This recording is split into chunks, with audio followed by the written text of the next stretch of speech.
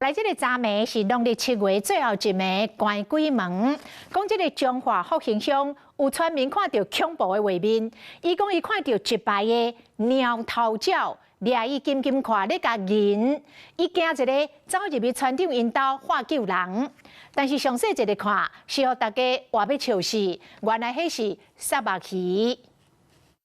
就是这个画面，甲民众惊一条，伊暗时咧找村长，来到门埕，就看到规排的猫头鸟甲金金上，会赶紧走到村长因兜化救命。一直发救命，咱遐侪猫头鹰来，我讲你莫装笑话好无？伊讲哎呀是猫头鹰呢。村长带村民回头去看一摆，原来这是规排的杀目鱼，因为钓起来做一夜间，加上杀目鱼的目睭金细细，看起来就亲像是猫头鸟。成百只杀目鱼暗时啊去车顶，一个笑就亲像猫头鸟伫咧家看。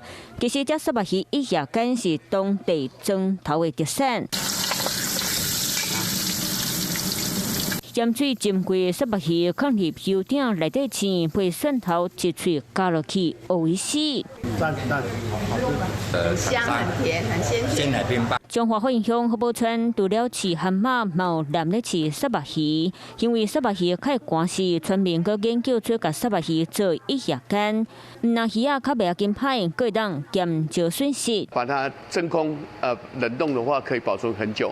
想袂到钓起来最大的杀目鱼，互人看到着真惊，真做旧历7月结束前的插曲。